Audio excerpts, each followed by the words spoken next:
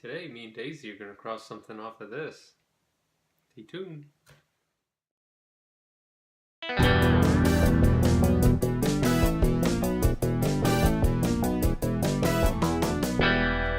Hey, today I'm going to cross off 2018 books. I already got one, Giant Size X-Men 2. My friend Mike got me that, which was awesome for Christmas. And I have two more today.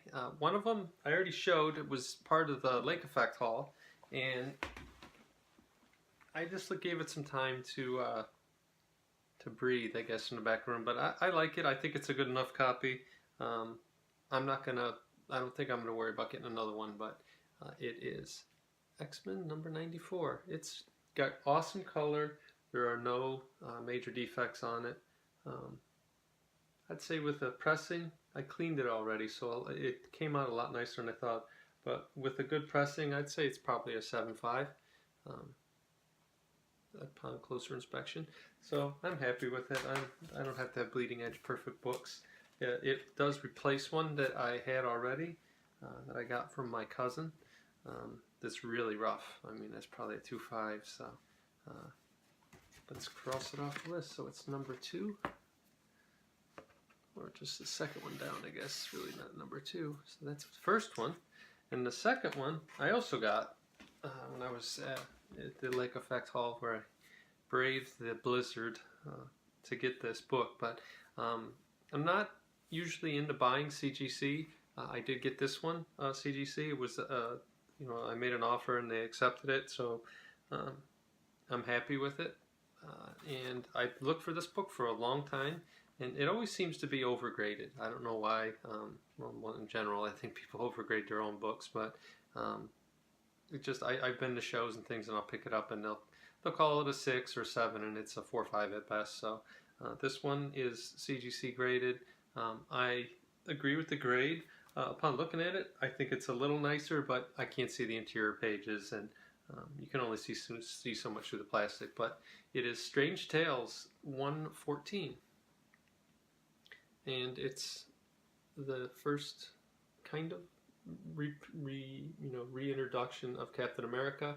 I'm pretty sure the reason they did this is that a lot of people call this the tryout book. It's the Acrobat. It's really not Captain America, but he hadn't been in comics, Steve Rogers Captain America, since the late 40s, early 50s. There was 3 issues I think that came out in the mid 50s, and they turned out to be some other guy again.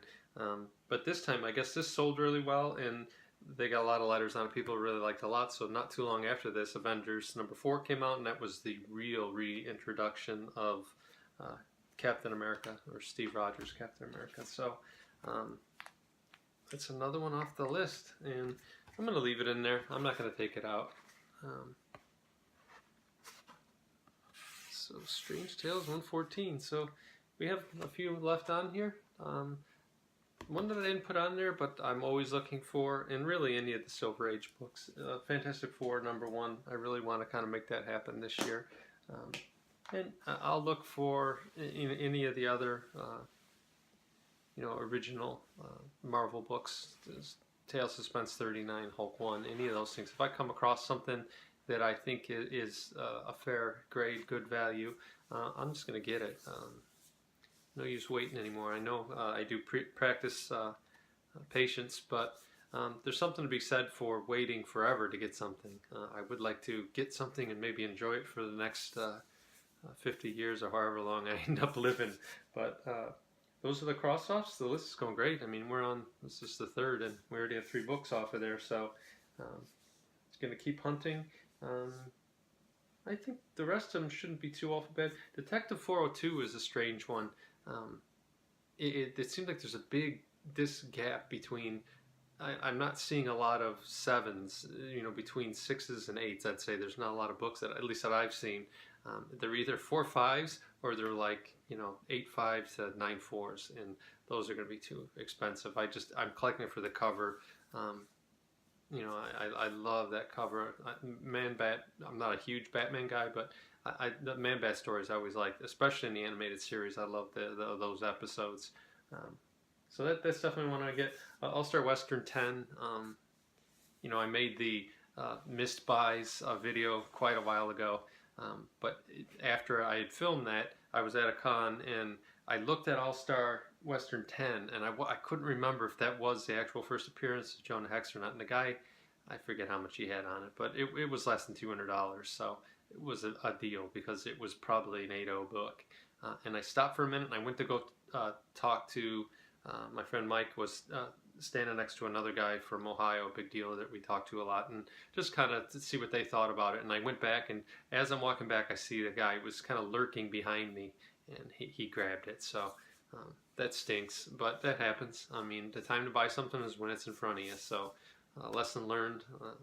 I guess I didn't learn back in that attic 30 years ago, and I guess I still am learning. So I guess the thing is if you see something you really want, get it. I do say patience is important, but life doesn't last forever, and if you see something you really like, get it. There's no reason not to. There's no one rating you or rating what you're buying. It's not really like a stock, and I think patience is great, especially if you have an intention to sell at some point.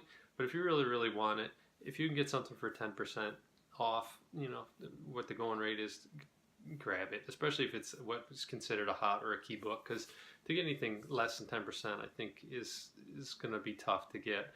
I can get a lot of books for 50, even 60% off, but they're not necessarily what you'd call hot books. It's say like a sub 80 Fantastic Four book.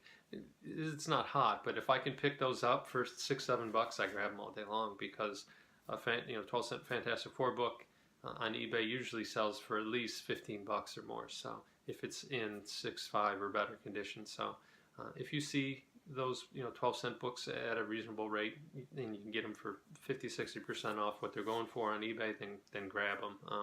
What's been working for me as far as resale is I buy in person and then I resell on eBay. I think the market on eBay has become so saturated with new people and people that are just flipping, people are just trying to profit off of it.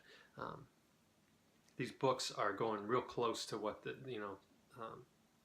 going rate is on them. So if you're only getting a 10-15% discount on something, you better be sure that you've looked at it and you think it's the grade that they say it is, or if they don't say the grade, because then those grading is almost going away on eBay because of people complaining and wanting discounts, extorting discounts by threatening you. I think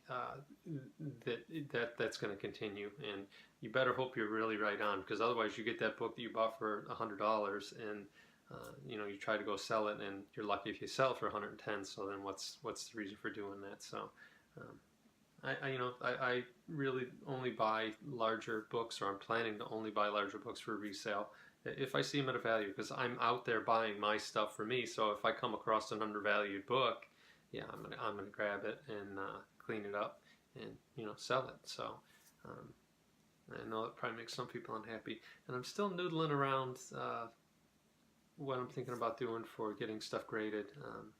Some of the nicer books that I have, I think I should get them graded. I think I am going to send in that Iron Man, but we'll see. Mike, my friend, he just sent in a bunch of my stuff with his stuff. I think he's got over 100 books going in, and I think I have around, I don't know, probably a little less than 10 altogether. So that'll be exciting to get those back.